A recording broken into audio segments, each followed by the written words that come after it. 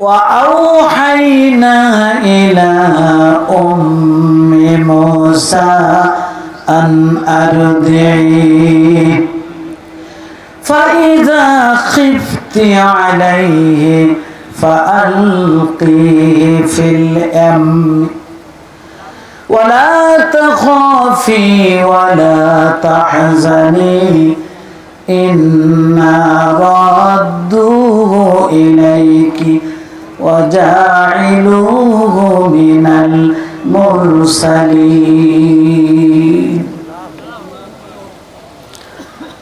আল্লাহ রাব্বুল আলামিন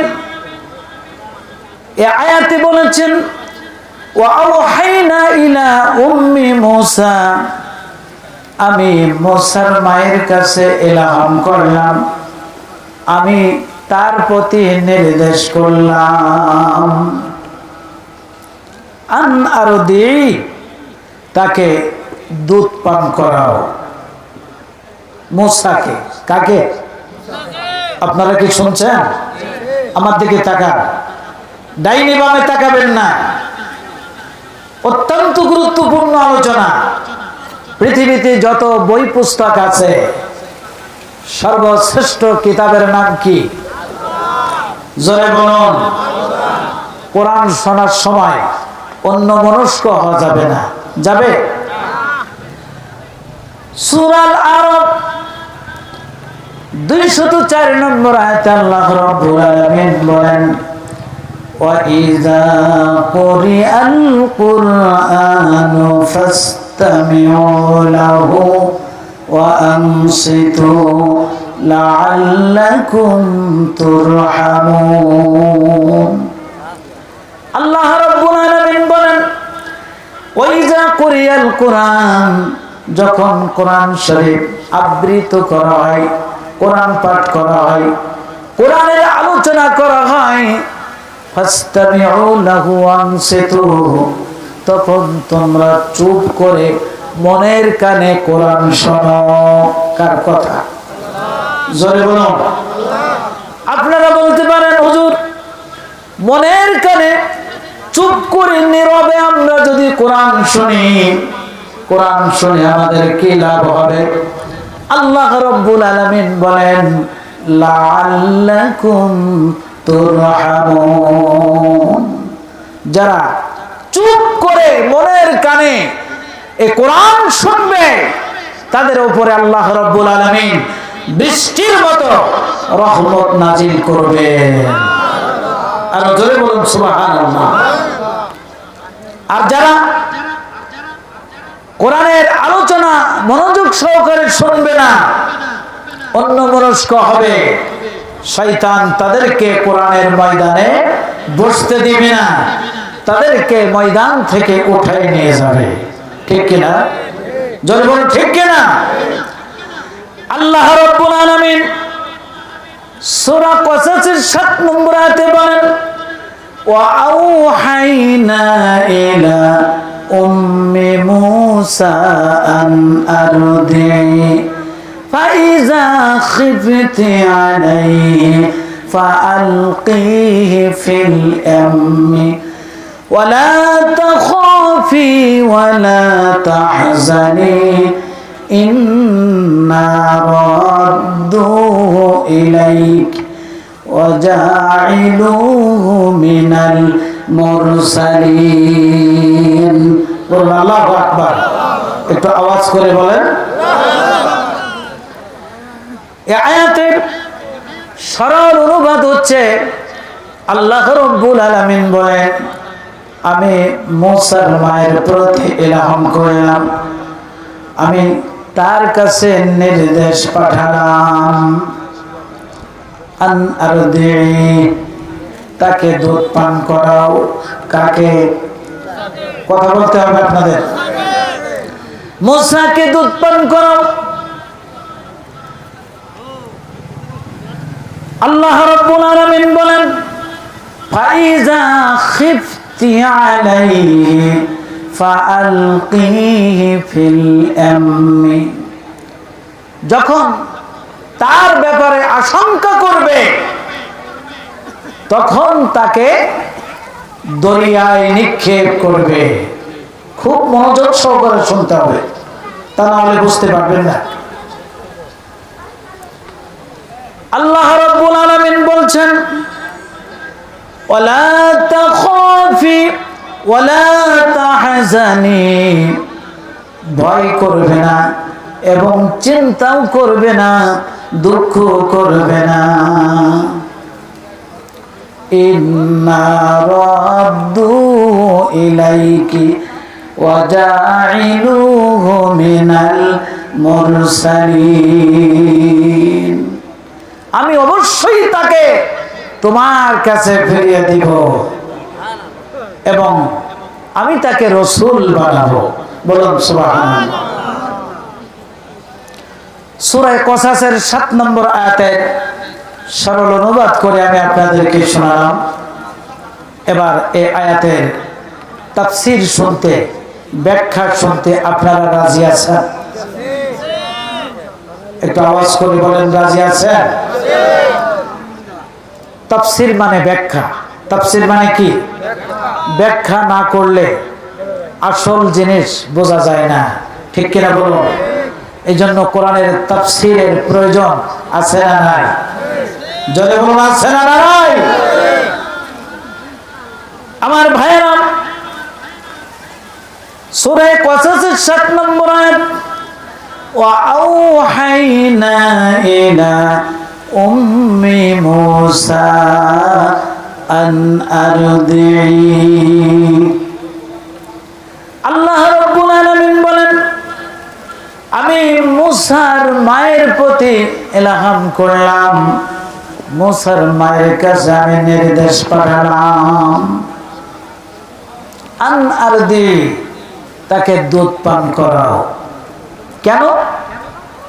আল্লাহ তাআলা মূসার মাকে ইলহাম করলেন, নির্দেশ করলেন মূসাকে দুধ পান করাও। কারণ হলো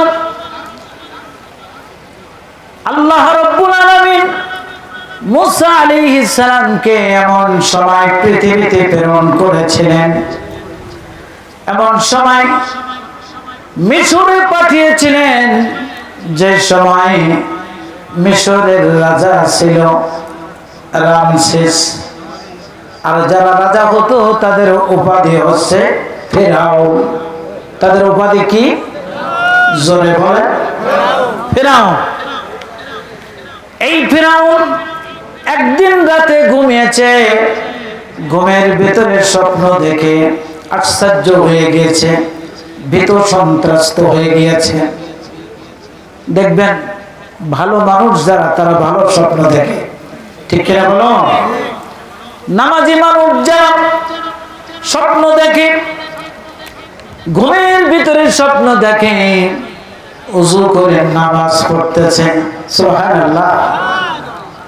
কিছু মানুষ রয়েছে নারী পুরুষের ভিতরে তাহাজ্জুদ গুজারি, যারা নিয়মিতভাবে গভীর রাত্রে ঘুম থেকে জেগে তাহাজ্জুদের নামাজ আদায় করে, সুবহানাল্লাহ।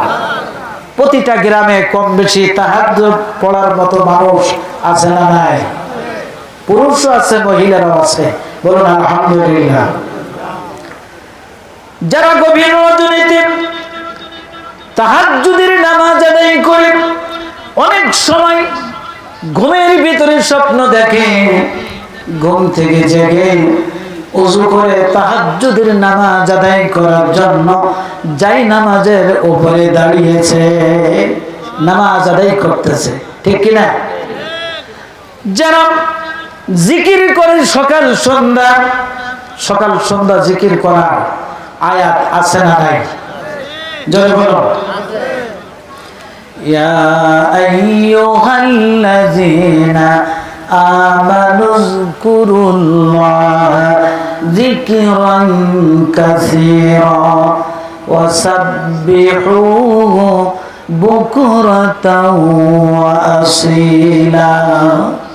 আল্লাহ তাআলা ঈমানদার ব্যক্তিদেরকে ডেকে বলছেন, হে মুমিনগণ, হে ঈমানদারেরা, বিশ্বাসীরা, তোমরা আল্লাহ পাকের জিকির করো, যিকরান কাসীরা, বেশি বেশি পরিমাণে জিকির করো। সুবহানাল্লাহ। ওয়াসাব্বিহুহু বুকরাতাহু ওয়া আসীলা। সকাল সন্ধ্যা কার জিকির করো? একটু আওয়াজ করে বলেন, কার জিকির করো? যারা জিকির করে ঘুমের ভিতরে স্বপ্ন দেখেও জিকির করে, ঠিক কিনা বলেন? এই কাটামারি হাফিজিয়া মাদ্রাসা, এই মাদ্রাসায় যারা হাফেজ আছে, শিক্ষক মুদাররিস, তারাও ঘুমের ভিতরে স্বপ্ন দেখে কোরআন তেলাওয়াত করে। সুবহানাল্লাহ। শুধু এই মাদ্রাসা নয়, বাংলাদেশে লক্ষ লক্ষ কোরআনিয়া মাদ্রাসা, হাফিজিয়া মাদ্রাসা আছে না নাই? জোরে বলেন। প্রতিটা মাদ্রাসায় একজন করে হাফেজ থাকলেও 1 লক্ষ মাদ্রাসা হলে 1 লক্ষ হাফেজ, ঠিক কিনা? আবার একটা মাদ্রাসায় 2 জন 3 জন 4 জন হাফেজ আছে না নাই? সেই হিসাব করলে একটা করে মাদ্রাসায় যদি 4 জন করে হাফেজ থাকে, তাহলে 1 লক্ষ মাদ্রাসায় 4 লক্ষ হাফেজ, ঠিক কিনা? সব হাফেজরা ঘুমের ভিতরে স্বপ্নে কোরআন শরীফ তেলাওয়াত করে।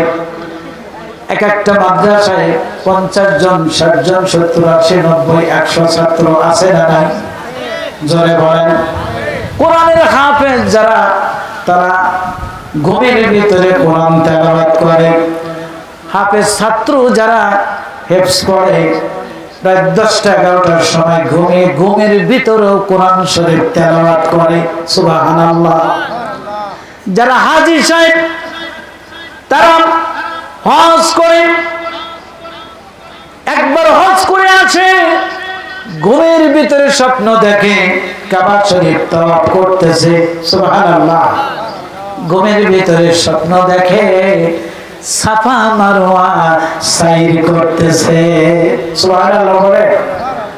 হাজী সাহেব হজ করে এসেছে, দেশে আসার পর ঘুমিয়ে স্বপ্ন দেখে আল্লাহর নবীর রওজা জিয়ারত করতেছে। জোরে বলুন সুবহানাল্লাহ। আমার ভাইরা, এভাবে যারা বক্তৃতা করে, ওয়াজ নসিহত করে, অল্প সময় রাতে যখন ঘুমায়, ঘুমের ভিতরে স্বপ্ন দেখে কোরআনের তাফসীর করতেছে, ওয়াজ করতেছে, ঠিক কিনা? একটু জোরে বলেন, ঠিক কিনা? যারা ভালো মানুষ, যে ভালো কাজ করে ঘুমের ভিতরে সেই স্বপ্ন দেখে, আর যারা চোর ঘুমিয়ে দেখে স্বপ্নের ভিতরে চুরি করতেছে, একটু হানা জবাব দেন। ঠিক বেঠিক জিজ্ঞাসা করতে হবে কেন? আপনারা সচেতন মানুষ। চোরের স্বপ্ন দেখে চুরি করতেছি, একটু ঠিক বললেন না তো? ঠিক হলে ঠিক বলবেন। ডাকাত স্বপ্ন দেখে ডাকাতি করতেছি, ঠিকটা জোরে বলেন। চাঁদাবাজ যারা, তারা স্বপ্ন দেখে চাঁদাবাজি করতেছি। আর যারা সন্ত্রাসী করে, তারা ঘুমের ভিতরে স্বপ্ন দেখে যে আমি সন্ত্রাসী করতেছি, ঠিক কিনা? কিছু পুরুষ লোক আছে অহেতুক স্ত্রীদেরকে মারধর করে, মারে।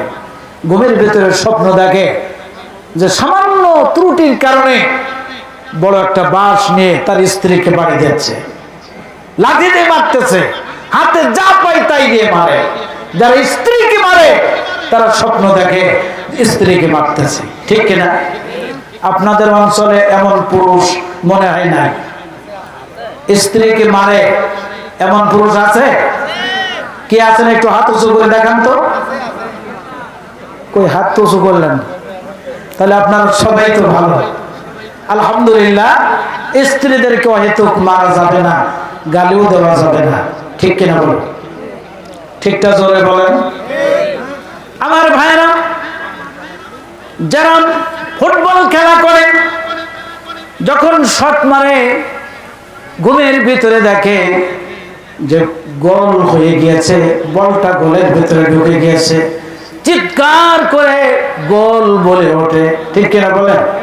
স্ত্রী যদি পাশে থাকে বলে কি হলো, আমি তোমার পাশে শুয়ে রয়েছি, গোল বলে চিৎকার করে উঠেছ, আমি তো লাফায় উঠেছি ভয় পেয়েছি। বলে সকালে মসজিদের ইমাম সাহেবের কাছ থেকে একটু ঝাড়ফুঁক করে নিয়ে। আমার ভাইরা যারা ক্রিকেটার, ক্রিকেট খেলা করে, ঘুমের ভিতরে স্বপ্ন দেখে বল মেরেছে, ছক্কা হয়ে গেছে, ছক্কা বলে চিৎকার করে ওঠে, ঠিক কিনা বলেন? যে যেমন মানুষ তেমন স্বপ্ন দেখে, যারা মাছ ধরে মাছ ধরার স্বপ্ন দেখে, যে যেমন ব্যক্তি সে তেমন স্বপ্ন দেখে। সমাজে কিছু অত্যাচারিত মানুষ আছে আমার ভাইরা, কিছু জালেম আছে যারা জুলুম করে, আছে না নাই? জোরে বলেন। কিছু মানুষ আছে মানুষকে মারে, যারা মানুষকে মারে, যে মারে তার অন্তর একটা ভয় থাকে, আমি মেরেছি কখনো আমাকে মারে, ঠিক কিনা? ঠিক হলে ঠিক বলবেন, আওয়াজ করবেন ভাইরা। যারা মানুষ খুন করে তারা ঘুমের ভিতরে স্বপ্ন দেখে অমুক ব্যক্তিকে আমি খুন করতেছি। আমার ভাইরা, এই ফিরাউন ছিল বিশ্বের ভিতরে সর্বশ্রেষ্ঠ জালেম। কি ছিল? জালেম শাসক ছিল ফিরাউন, সর্বশ্রেষ্ঠ জালেম ছিল ফিরাউন। জুলুম করত জনগণের উপরে। একদিন রাতে ফিরাউন ঘুমিয়েছে, ঘুমের ভিতরে স্বপ্ন দেখে বাইতুল মুকদ্দাসের দিক থেকে এক খণ্ড আগুন মিশরে প্রবেশ করতেছে। তাকে দেখে ওই আগুন খুব দ্রুত এসে ফিরাউনের রাজপ্রাসাদে আগুন লেগে রাজপ্রাসাদ আগুনে জ্বলে পড়ে ভস্ম হয়ে গেল, ছাই হয়ে গেল। ফিরাউন লক্ষ্য করে দেখে ওই আগুন কিপ্তি সম্প্রদায়ের প্রতিটা বাড়িতে আগুন লেগে ঘর বাড়ি পুড়ে শেষ হয়ে গেল, কিন্তু বনি ইসরাইল গোত্রের লোকদের কোনো বাড়ি ঘরে আগুন লাগলো না, তাদের কোনো ক্ষতি হলো না। ঘুম থেকে জেগে আশ্চর্য হয়ে গেল, ভীতু সন্ত্রস্ত অবস্থায় ভাবতেছেন, কাঁপতেছে ভয়, যে আমি হলাম এই মিশরের বাদশা, মিশরের রাজা, আমার নাম পৃথিবীর সব মানুষেরা জানে। আর এদেশে আমার কীর্তি সম্প্রদায়ের লোকেরা, আমার বংশের লোকেরা সব থেকে ভালো আছে, তাদের সকল প্রকার সুবিধা আমি দিয়ে থাকি, তারা আমার পক্ষের লোক। আর যারা বিরোধী তাদের উপরে আমি অত্যাচার করি, নির্যাতন করি। এই ফিরাউন ঘুমের ভিতরে যখন স্বপ্ন দেখেছে বাইতুল মুকদ্দাসের দিক থেকে আগুন এসে ওই আগুনে তার রাজপ্রাসাদ পুড়ে ছাই হয়ে গিয়েছে, কিপ্তি সম্প্রদায়ের বাড়িঘর পুড়ে ছাই হয়ে গিয়েছে। ঘুম থেকে জাগার পরে এবার ভাবছে, এমন কঠিন স্বপ্ন কেন আমি দেখলাম? আর ঘুম আসলো না। সকালে ফিরাউনের প্রধানমন্ত্রী হামানকে ডাকলো। হামানকে বলল, রে হামান, এই রাতে আমি এক আশ্চর্য ধরনের স্বপ্ন দেখেছি। কি স্বপ্ন দেখেছি? এই ঘটনা সব হামানকে শোনালো। হামান বলল, গণক ঠাকুরদেরকে ডাকলে স্বপ্নের তাবির তারা বলে দিবে, স্বপ্নের ব্যাখ্যা তারা বলে দিবে।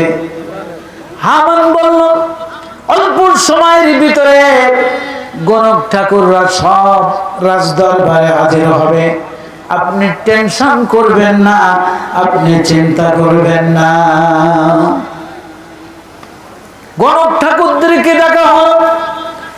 গণক ঠাকুরেরা ফিরাউনের রাজদরবারে হাজির হলো। এবার ফিরাউন তাদেরকে লক্ষ্য করে বলল, এই রাতে আমি ঘুমিয়ে স্বপ্ন দেখেছি বাইতুল মুকদ্দাস থেকে এক খণ্ড আগুন এসে আমার রাজপ্রাসাদ পুড়িয়ে দিয়েছেন। আমার দলের লোক যারা, আমার সম্প্রদায়ের লোক যারা, তাদের বাড়িতে আগুন লেগে বাড়িঘর পুড়ে ছাই হয়ে গিয়েছে, আর বনি ইসরাইল গোত্রের কোন লোকের কোনো ক্ষতি হয়নি। এই স্বপ্ন ব্যাখ্যা কি? গোরখ ঠাকুরেরা স্বপ্নের ব্যাখ্যা করল, তাবির করল, বলল মহারাজ, ও মিশরের রাজা, আপনি যে স্বপ্ন দেখেছেন এই স্বপ্নের তাবির হলো, ব্যাখ্যা হলো, এই মিশরে বনি ইসরাইল গোত্রে একটি পুত্র সন্তান জন্মগ্রহণ করবে, তারই কারণে আপনার রাষ্ট্র ক্ষমতা চলে যাবে, তারই কারণে আপনি লোহিত সাগরে ডুবে মারা যাবেন। ভাই মাইক অপারেটর,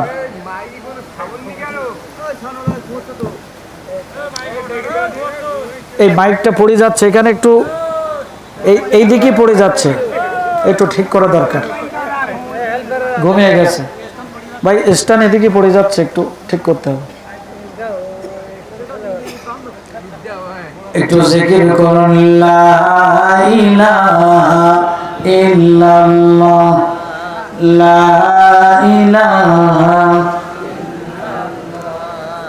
লা ইলাহা, লা ইলাহা ইল্লাল্লাহ মুহাম্মাদুর রাসূলুল্লাহ সাল্লাল্লাহু আলাইহি ওয়াসাল্লাম। এই স্ট্যান্ডটা যাতে পড়ে না যায় একটু ব্যবস্থা করে, এদিকে বারবার ঝুলে পড়ে যাচ্ছে।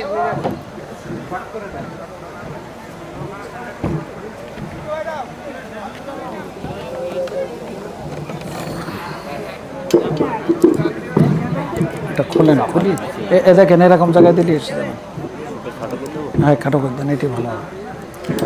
একটু জিকির করেন, সুবহানাল্লাহ, আলহামদুলিল্লাহ, লা ইলাহা, সুবহানাল্লাহ, আলহামদুলিল্লাহ, লা ইলাহা, লা ইলাহা ইল্লাল্লাহ মুহাম্মাদুর রাসূলুল্লাহ। সকলে পড়ুন সাল্লাল্লাহু আলাইহি ওয়াসাল্লাম।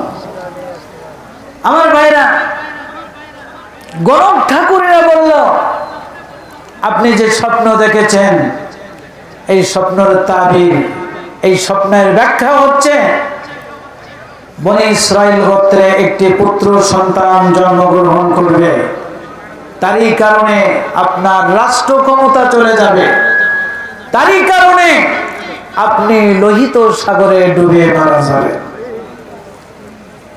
আগে যা টেনশন ছিল স্বপ্ন দেখার পরে, যে টেনশন ছিল, স্বপ্নের ব্যাখ্যা শোনার পরে টেনশন কমলো না বাড়লো? একটু জোরে বলতে হবে, কমলো না বাড়লো?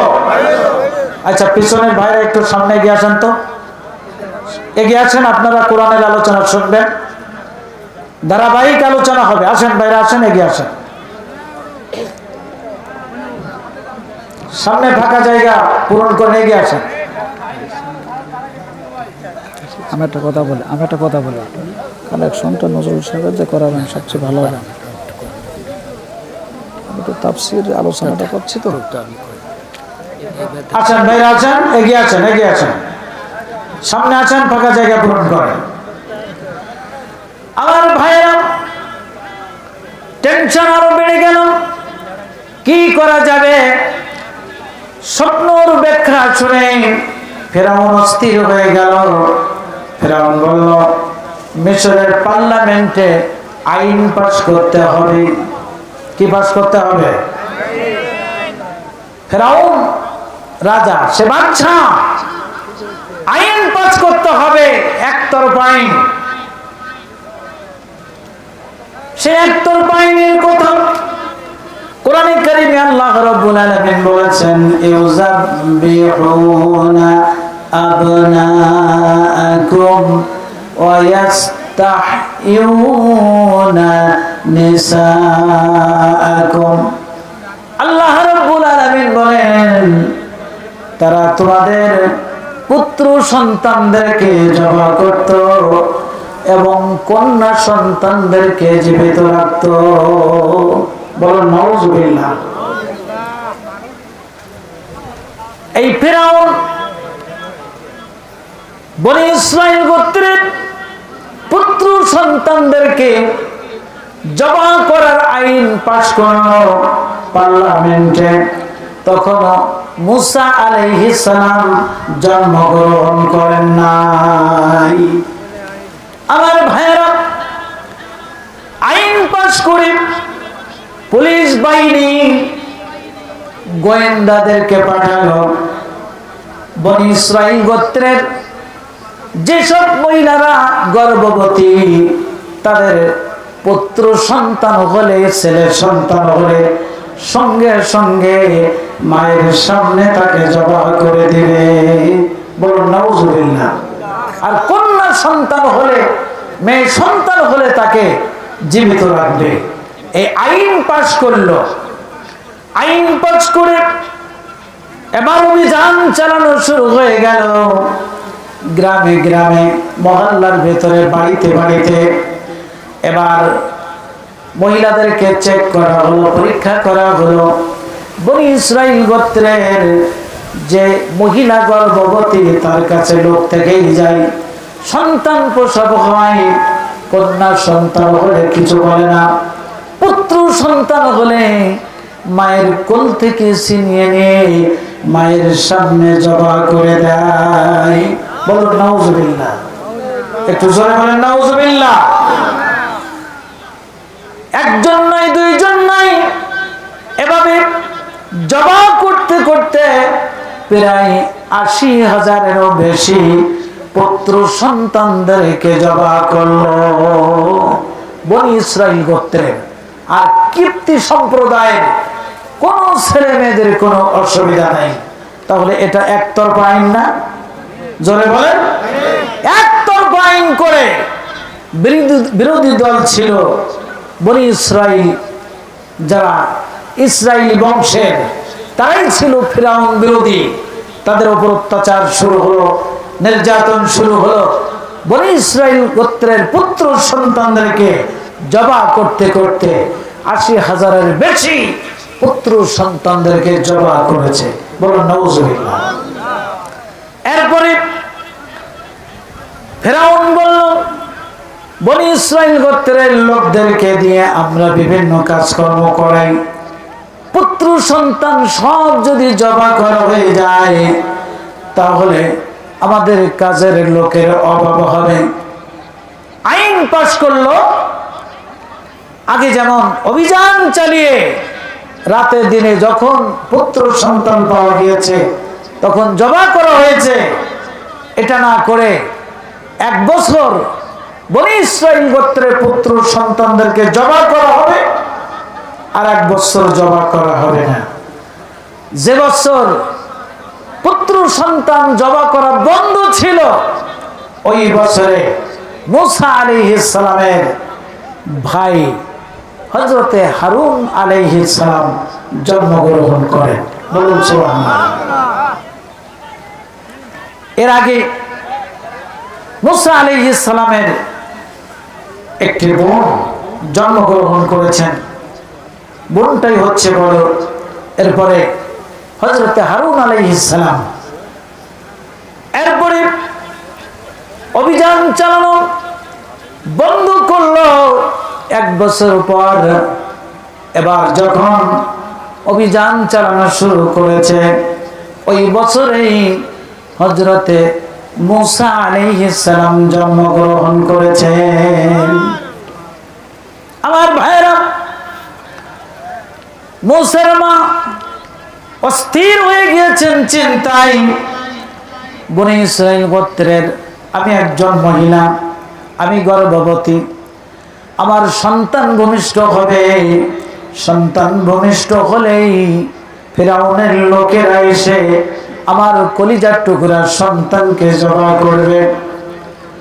ওই সময় অধিকাংশ বনি ইসরাইল গোত্রের মহিলারা আল্লাহর কাছে দোয়া করতো, আল্লাহ পুত্র সন্তান দিও না, কন্যা সন্তান দাও, ছেলে সন্তান দিও না, মেয়ে সন্তান দাও, কারণ ছেলে সন্তান হলেই সঙ্গে সঙ্গে জবাই করবে।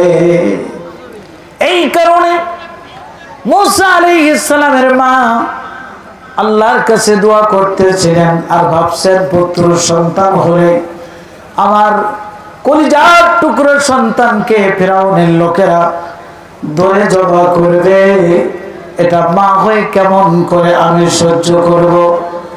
আমার ভাইরা, মুসা আলাইহিস সালাম যখন ভূমিষ্ঠ হয়েছেন, ভূমিষ্ঠ হওয়ার পর মুসার মা টেনশন করতেছেন, চিন্তা করতেছেন কখন ফিরাউনের লোকেরা আসবে আমার সন্তানকে ধরে জবাই করে দিবে, টেনশন করতেছেন।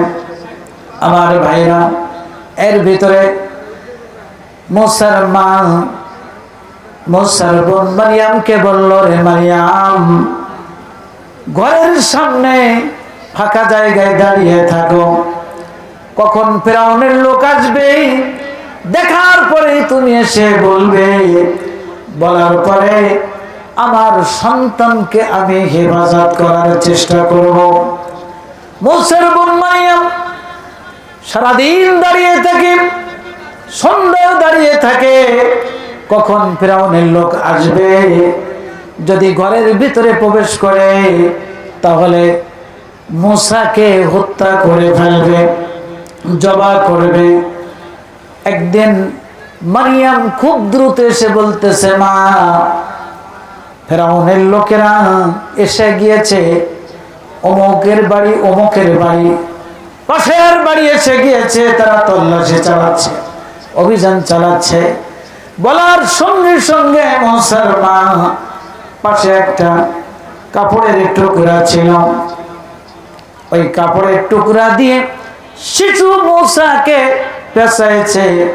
ওই সময় মুসার মা রান্না করতেছিল, জ্বলন্ত আগুন, চুলার উপর থেকে হাড়ি পাতিল সরায় শিশু মুসাকে কাপড় দিয়ে জড়ায় জ্বলন্ত আগুনের ভিতরে চুলার ভিতরে ঢুকাই দিয়ে হাড়িটা উপরে রেখে জাল দেওয়া শুরু করেছে। ওই মুহূর্তে ফিরাউনের লোকেরা এসে হাজির, তারা এসে ঘরের ভিতরে চক্র দিল, তারা দেখলো কোনো সন্তান বাড়িতে নাই। এরপরে ওরা চলে গেল। ফিরাউনের লোকেরা চলে যাবার পর মুসার মা ভাবছেন, কলিজার টুকরার সন্তানকে আমি চুলার ভিতরে দিয়েছি, আমার চোখের সামনে ফিরাউনের লোকেরা যেন জবাই করে না দেয়, হত্যা না করে, আমার সন্তানের অবস্থা কি।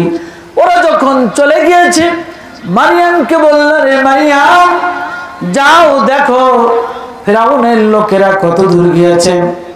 মারিয়াম এসে বলল, তারা চলে গিয়েছে, তাদেরকে দেখা যাচ্ছে না। মুসার মা চুলার উপর থেকে হাড়িটা সরালেন, নামিয়ে রাখলেন। এরপরে চুলার ভেতর থেকে জ্বলন্ত আগুনের ভেতরে হাত দিয়ে মুসাকে বাহির করলেন। চুলার থেকে বাহির করে দেখেন মুসা যেমন ছিল তেমন আছে, মুসার শরীরের একটা পশমের ক্ষতি হয়নি। নারে তাকবীর, নারে তাকবীর। আমার ভাইরা, তাই আল্লাহ রাব্বুল আলামিন এই দৃশ্য দেখেছেন।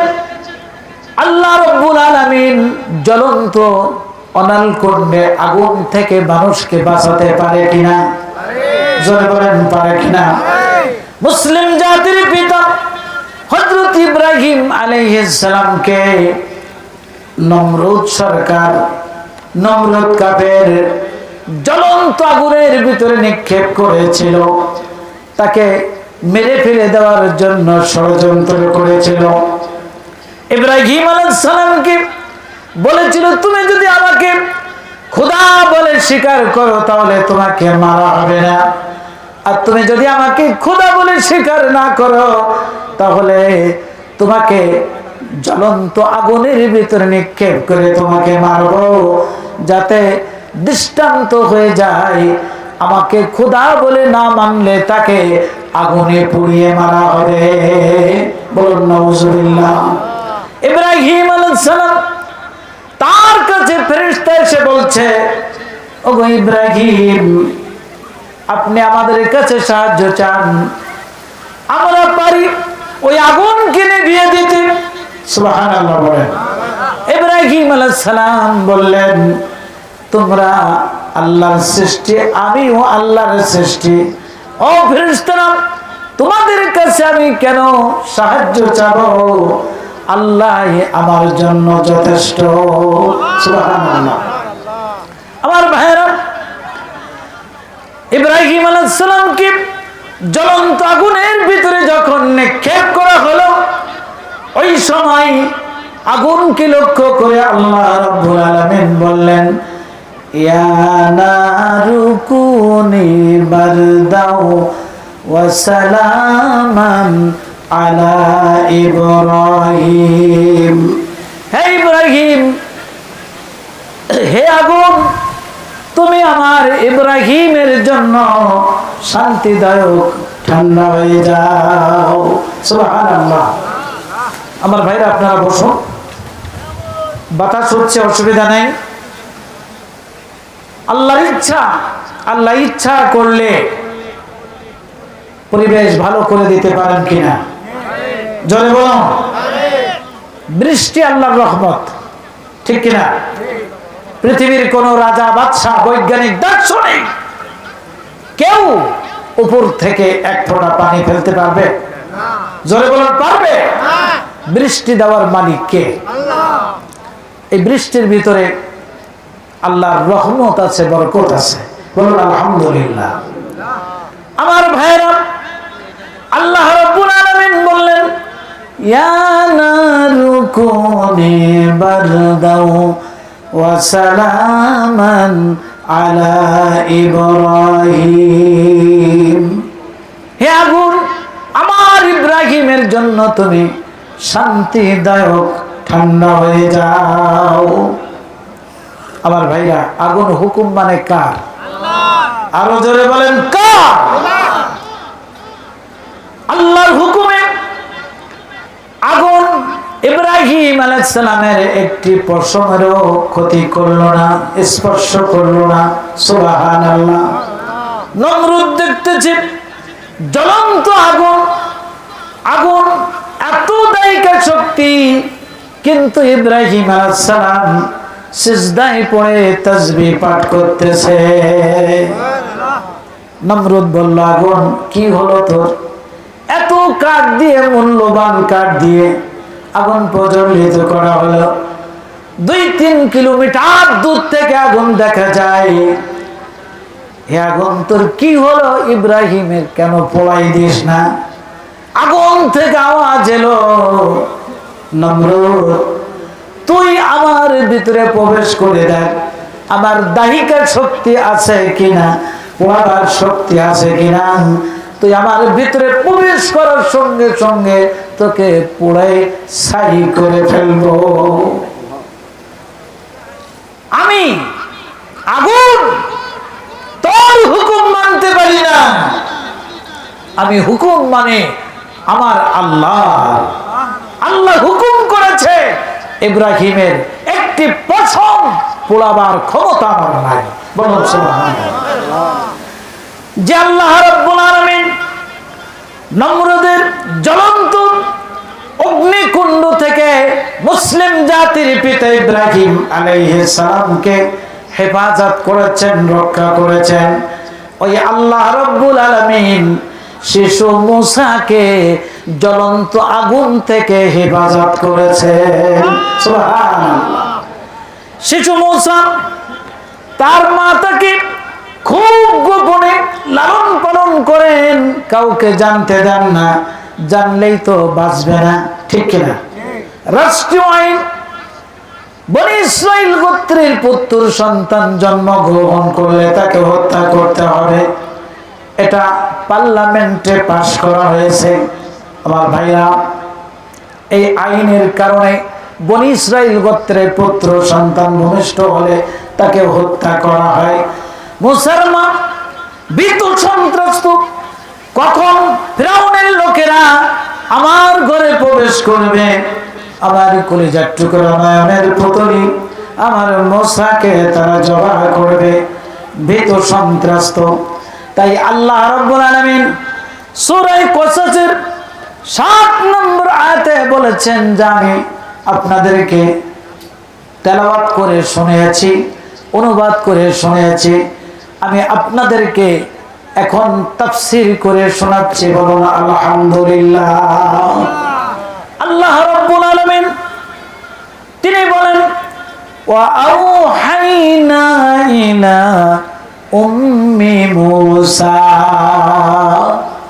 আমি মুসার মায়ের কাছে ইলহাম করলাম, আমি মুসার মায়ের প্রতি নির্দেশ করলাম, আন আরদি, তাকে দুধ পান করাও। সুবহানাল্লাহ বলেন। দুধ পান করাতে কে বলেছেন? মুসার মা ভয় পাচ্ছেন, কখন ফিরআউনের লোকেরা আসবে, ধরবে, মারবে, জবাই করবে, হত্যা করবে, ভয় পাচ্ছেন। অন্তরের খবর কে রাখেন? অন্তর্যামী কে? আল্লাহ রাব্বুল আলামিন মুসার মায়ের অন্তর কেমন ভয় পাচ্ছে আল্লাহ পাক আরশ আজিম থেকে দেখতে পাচ্ছেন, বুঝতে পাচ্ছেন। তাই আল্লাহ রাব্বুল আলামিন বললেন, আন আরদি, তোমার মুসাকে দুধ পান করাও। ফাইজা খিফতি আলাইহি ফাআলকিহি ফিল ইয়ামি, যখন তার ব্যাপারে, মুসার ব্যাপারে আশঙ্কা করবে, তখন তাকে দরিয়ায় নিক্ষেপ করবে। শুনছেন আপনারা? শুনছেন? আমি কোরআন শোনাচ্ছি। কি শোনাচ্ছি? না গল্প? যখন মুসার ব্যাপারে তুমি আশঙ্কা করবে, কি আশঙ্কা? ফিরআউনের লোকেরা কখন আসবে, তাকে ধরবে, মারবে, এই আশঙ্কা করবে, তখন তাকে দরিয়ায় নিক্ষেপ করবে। কোথায়? দরিয়ায় নিক্ষেপ করবে, ফেলাই দিবে। আল্লাহ রাব্বুল আলামিন বলেন, ওয়ালা তাখাফি, ভয় করবে না, ওয়ালা তাহজানি, এবং চিন্তাও করবে না, দুঃখ করবে না। আল্লাহ রাব্বুল আলামিন বলেন, ইন্না রাদ্দুহু ইলাইকি ওয়া জাইলুহু মিনাল মুরসালিন, আমি অবশ্যই তাকে তোমার কাছে ফিরিয়ে দিব। সুবহানাল্লাহ বললেন না? আল্লাহ তাআলা কি বললেন? যখন তোমার মুসার ব্যাপারে তুমি আশঙ্কা করবে, তখন তাকে দরিয়ায় নিক্ষেপ করবে, তুমি ভয় করবে না, চিন্তা করবে না। ইন্না রাদ্দুহু ইলাইকি ওয়া জাইলুহু মিনাল মুরসালিন, অবশ্যই আমি তাকে তোমার কাছে ফিরিয়ে দিব। সুবহানাল্লাহ বলেন। আপনারা বুঝতে পারেন নাই মনে হয়। সুবহানাল্লাহ কখন বলতে হয় জানেন না? যেই মূসাকে আল্লাহ তাআলা দরিয়ায় নিক্ষেপ করতে বললেন, ওই আল্লাহ বলছেন ওই মূসাকে আমি তোমার কাছে ফিরিয়ে দিব। সুবহানাল্লাহ বলেন। ওয়াজাইলুহু মিনাল মুরসালিন, এবং আমি তাকে রাসূল বানাবো। সুবহানাল্লাহ। নারে তাকবীর, নারে তাকবীর। আমার ভাইরা, আল্লাহ রাব্বুল আলামিন সূরা তাহার 39 নম্বর আয়াতে এবার বলছেন, আনিকযিফিহি ফিত্তাবুতি ফাকযিফিহি ফিল ইয়ামি ফালিউলকিহিল ইয়াম্মু বিসাহিলি ইয়াখুযুহু আদুউল লি ওয়া আদুউল্লাহ। আল্লাহু আকবার।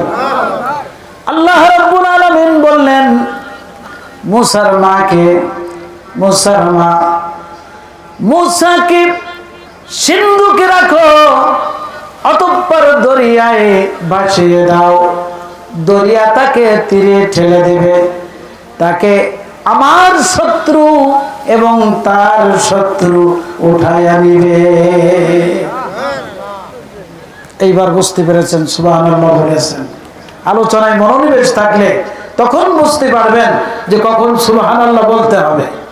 আমার ভাইয়েরা, আল্লাহ রাব্বুল আলামিন বলছেন মুসার মা, মুসাকে সিন্ধুকে রাখো। মুসার মা ভাবছেন আমি গরিব মানুষ, ইমরান কুঠির, নীল নদীর তীরে ছোট্ট ঘর, জীর্ণ শীর্ণ একটা ঘর। সিন্ধুক তৈরি করতে হলে কাঠের প্রয়োজন, যেসব সরঞ্জামের প্রয়োজন কিছুই আমার ঘরে নাই। সিন্ধুক তৈরি করতে হলে মিস্ত্রির প্রয়োজন, মিস্ত্রিও নাই। কি করব? সিন্ধুক কেমন করে তৈরি করব? মুসলমান ভাবছেন। এমত অবস্থায় মুসার মা মারিয়ামকে বলল, মারিয়াম যাও, বাড়ির সামনে ফাঁকা জায়গায় দাঁড়াও। যদি কোনো মিস্ত্রি পাওয়া যায় তাহলে মিস্ত্রিকে ডেকে নিয়ে আসবে, সিন্ধুক তৈরি করতে হবে। যদি কোনো মিস্ত্রি পাওয়া যায়, বাক্স তৈরি করা, সিন্ধুক তৈরি করা, যদি কাউকে দেখো ডেকে নিয়ে আসবে। মারিয়াম চলে গেল বাড়ির বাইরে, ফাঁকা জায়গায় দাঁড়িয়ে আছে। এক ব্যক্তি বলতেছে, কে আসো? সিন্ধুক তৈরি করে নেবে।